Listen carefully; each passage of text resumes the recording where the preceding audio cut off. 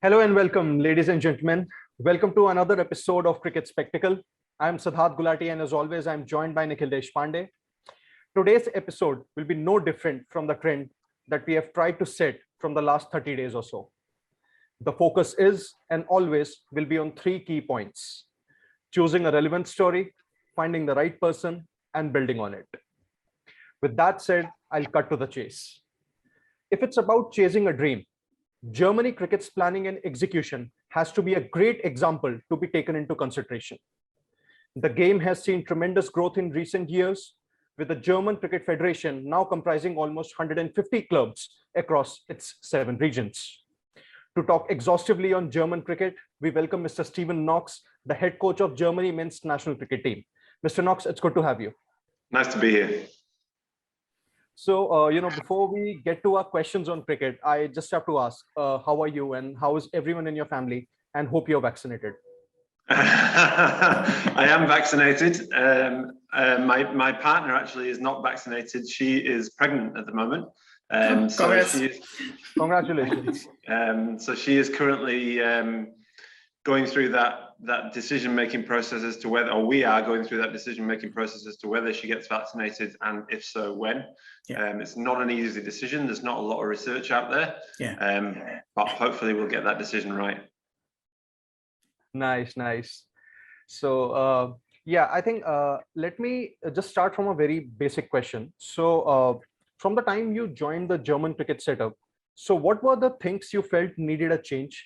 And how successful have you been to be able to bring that change, whether individually or collectively? Okay, yeah. So firstly, I started in 2014. So we were in European Division 2. We played a tournament in Essex in England, and we came last, which didn't surprise me with the squad we had. We were pretty skilled, but we were unfit. We were indisciplined. We had no real sort of team ethos, and we lost 5 games out of 5. We had 3 or 4 players retire before the last game in the tournament.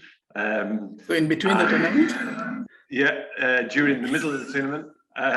So it was a pretty tough baptism for me, but it gave me the opportunity to start afresh, basically. And with the backing of the chief executive, Brian Mantle, I decided that we were going to go about things a completely different way.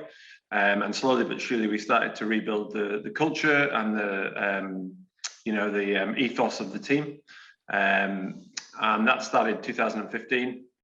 We played our first tournament in 2016, which was, again, after a reorganization by the ICC. It was a Division 2 tournament in Sweden, which we won. We got promoted to Division 1, which was a 50-over tournament, the way things work with the ICC. And we managed to do quite well in that as well. And we ended up getting promoted back into World Cricket League Division 5, which was in South Africa. So slowly but surely, we started to improve things. In terms of what we actually did, it was more just making the guys accountable for their training and their reason for being in the team, really. And so that's been an ongoing process, really, and it carries on to this day. It's not an easy ride by any means. The guys are all amateur cricketers, with the exception of 1 or 2 UK-based county professionals. The rest of the guys, they don't do this 9 to 5. They have full-time jobs and they have families, and so cricket is what they do in their spare time. That's nice.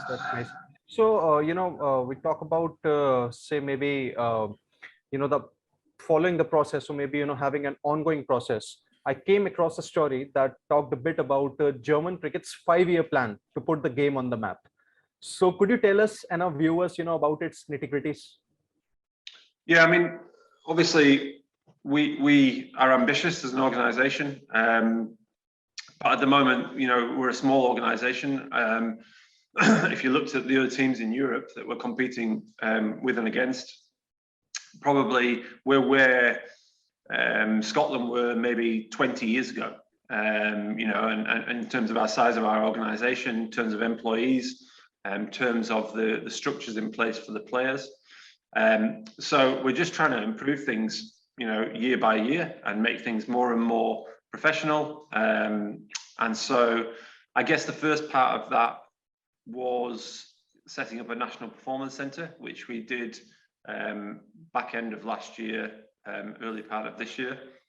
So for the first time, I think ever, we've got a dedicated place that we can train indoors and outdoors. Not all the time, we have to book special camps and things like that, but we've never had that before. We've got bowling machines, and we've got a dedicated indoor facility that we can use all year round.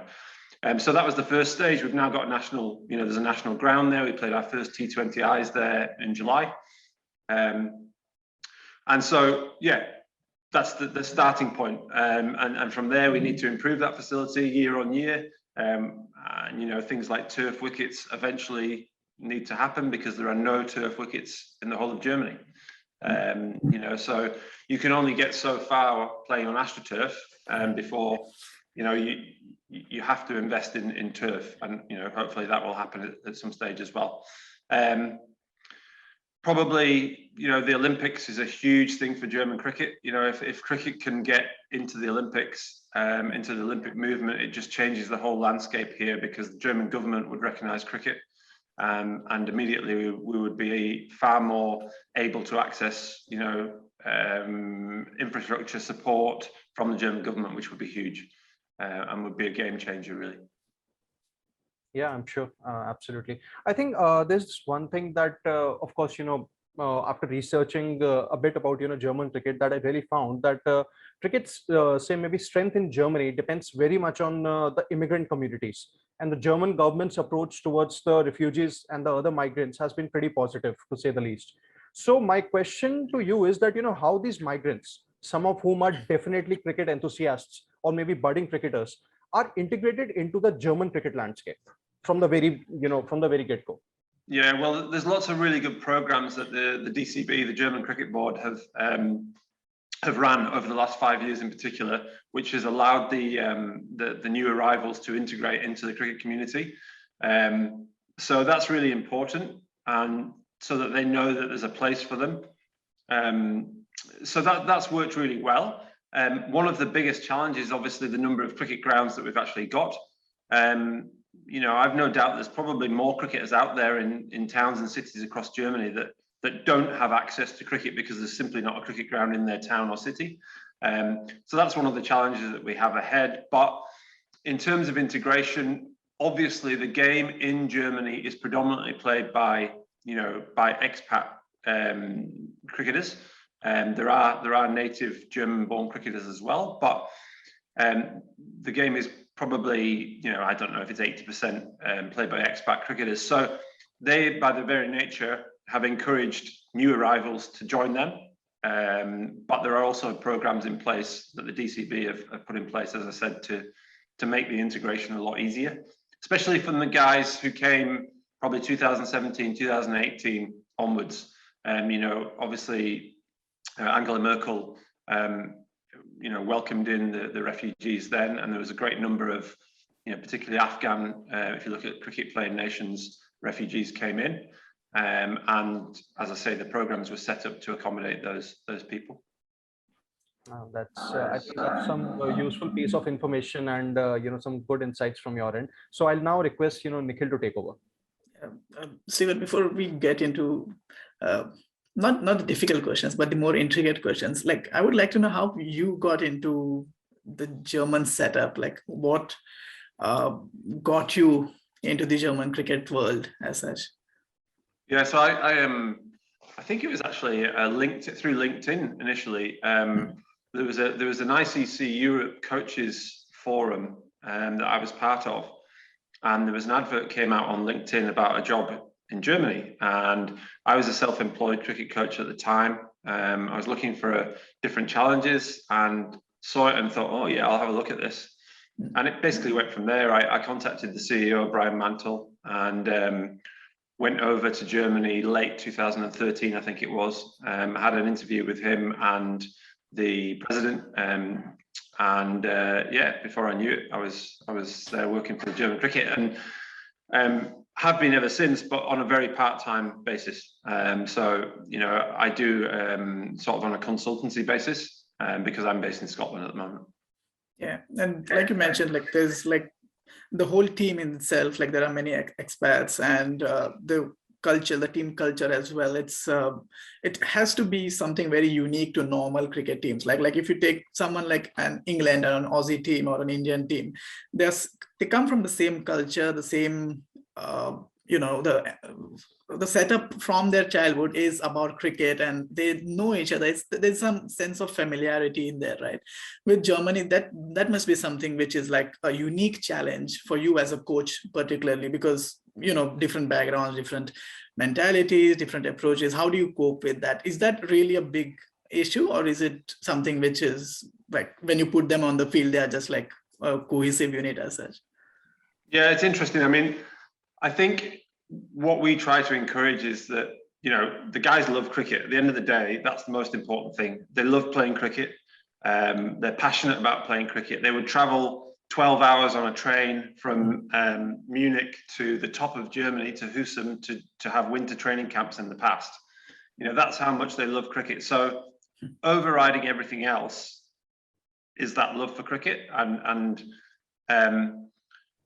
there is definitely a melting pot of different cultures and languages and personalities, and at times that's been a challenge, but to me that's what makes the job so much more interesting. And if you have a positive outlook as to what challenges that can bring, you know, I think that you're always going to get a plus from that. And we've had lots of incidences where, you know, maybe if the guys were all from the same culture, we wouldn't have achieved the result that we wanted to achieve. But someone's brought something different to the party. You know, someone's come in and hit 40 or 15 balls because that's what they do in their part of the world, you know. Yeah. So that can work in your favor. You've just got to turn it from a challenge into an advantage, I guess. Yeah, like, I mean, like you said, probably there are some people who come from a more classical point of view, and some are like more flamboyant, right? And that kind of adds to the whole scheme of things. We had a chat with the Switzerland cricket president, Alexander McKay, and he was really, really positive, and he said very good things about German cricket and how they, like you guys are probably the pioneers when it comes to European cricket in general, right? So what do you reckon, like probably in for you as a coach, how do you see the next 5 or 10 years of German cricket? What would you term as probably, yeah, this is a successful campaign that we have pulled off? What are you looking forward to? Yeah, I think I'm right in saying the new performance strategic plan has a goal of the German men's team being in the top, I think it's 20 or 25. I'm not quite sure. I think it might be 20, which is ambitious because you reach a certain point in the rankings where you eventually start to come across the teams that are training either on a part-time professional or a full-time professional basis. And that's going to be a really interesting leap for us when it comes about, if hopefully it does come about, because I think there is a ceiling that you can get to with with amateur players, because, you know, you're restricted by how much contact time you can have with them and how much they can do. And I noticed a real change here in Scotland when the men's team turned professional, which probably happened 10 years ago. You know, you can retain your players for longer, which means you can build more continuity. You can have your players available more often, which means the team again is you know, it's more consistent, and you can achieve more, you know, skill improvements and things like that because you just got more time on task with the guys. So it's very difficult for me to say what we could achieve in the next 5 years. I think a lot depends on which direction the team goes in terms of, you know, funding, resources, infrastructure, that sort of thing. the tournament next month in Spain, the European T20 final, you know, if we come in the top 2 out of the 4 teams that are there, then we go to the global qualifier. Again, that puts the team on a pedestal that it's not been on before, which has got to be helpful in terms of attracting sponsors and profile. So it's easy for me to say, you know, I want us to be in the top 20 in the world in 5 years' time, but how do we actually go about achieving that? Not just on the field, but off the field as well. And that's the biggest unknown for me, really. Yeah, I think we understand that, right? Because the overall challenges which probably you face are much more unique to what most of the bigger countries probably face, right? It's like a completely different set of challenges which you face. I think the one thing which you clearly mentioned, and which is a very good thing, is accountability from the players as well. Because when we spoke to the coach of Cricket Netherlands as well, he mentioned the same thing, that he wants his players to know their role in terms of, this is what you do, this is what we expect from you, and that comes from the cultural and the psychological element of the game, right? Do you have some similar principles that you work on as a coach and try to impart it to your players as well? Do you focus on certain elements which are more important to you compared to just the skill element of it? Well, I think the key thing is, for me, is the team has to come first. So every single decision that's made is made for the betterment of the team. And sometimes individuals will find that hard to accept, and that's fine. But I try to be as honest and as upfront with the players as I possibly can be, and I expect that same honesty from them. And I think as long as we're both on the same page in terms of, we're doing this for the betterment of the team, you know, and if they accept that and they trust me, then, you know, then we have a chance. And that's the principle that's always guided me, really, is that the team has to come first. You know, the egos have to go out of the window, and we've got to try and do everything that gives us the best chance of being successful on the field. And I'm sure Ryan, the Netherlands coach, would have had a similar philosophy. Yeah, pretty much the same. So I think there's this one thing that I was very curious to know about. You know, of course, when it comes to any of the established nations, also maybe the associate nations, or who are in the phase of developing. So there's this one question that, you know, as a journalist, I would say has always excited me. So what steps are being taken at the grassroots level for the awareness and promotion of the game in Germany? Yeah, I mean, Brian Mansell, the CEO, would have a better handle on this, because I'm a little bit removed, but I know that there are a lot of development programs going on in schools. I know that the resources that they've just sort of accessed from the ICC in terms of coaching resources have all been translated into German, which is really, really important. You know, there's no point in going into schools with a whole load of English resource if, you know, 3/4 of the population, their English isn't very good. Now, as it happens, Germans generally are very good at English, but it shouldn't be relied upon. And I think it's really important that everything has been translated into German, and it's an accessible resource for teachers about basic cricket in German. So I know that there's lots of programs going on throughout the country. Brian would be able to give you more detail, but I think the DCB have acknowledged that there has to be an increase in the number of German born and bred cricketers for the country to buy into the sport as a whole, you know. So that's one end of it, from the bottom, and developing the grassroots, and then we try and do things from the top end, and hopefully there's a sort of critical mass of good things happening that allow the sport to flourish. Yeah, we didn't speak about the future as well, like not too in future, but probably in the next year or so. What can we expect from Cricket Germany, and what are the next targets for you, like immediate targets which you're preparing for in the next coming 12 months as such? Yeah, well, the next 2 months is all about the ICC T20 Global Qualifier. So we've got the European final in Desert Springs next month against Denmark, Jersey, and Italy. And as I said before, the top 2 teams qualify for the global qualifier, which I think there's going to be 2 of those actually this time round. One in Oman in February and one in Zimbabwe in June next year. So our goal is all about trying to make that one of those 2 events. And that will be a huge challenge. We're ranked the lowest of the 4 teams in terms of our global ranking, but we've beaten the top ranked team, Jersey, last time we played them 2 years ago. So it's going to be a great tournament. It's a double round robin, 6 games in Spain, virtually guaranteed that we'll play all 6 games. So the best 2 teams will undoubtedly go through to that global qualifier. So that's in the short term.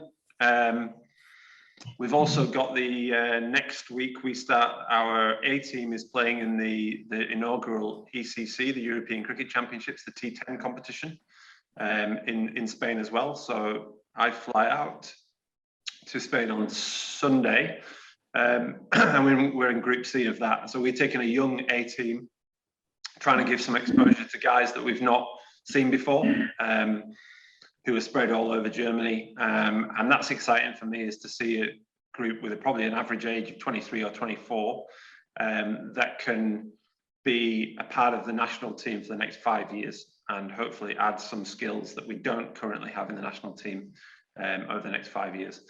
So those things are happening over the next 6 weeks. And then obviously bigger picture wise, it's probably, we're keeping half an eye on the ICC to find out what 50 overs is going to look like for us moving forwards. We were 1 place outside of the 50 over structure when it was reintroduced in 2017. So we missed out by 1 place, which was very disappointing. But I think there's going to be, or there will be, some announcement in terms of the next cycle of 50 over cricket, you know, at a level appropriate to us. So we very much want to be a part of that as well. Yeah, I mean, it's really exciting though, because like the mainstream media as well, right?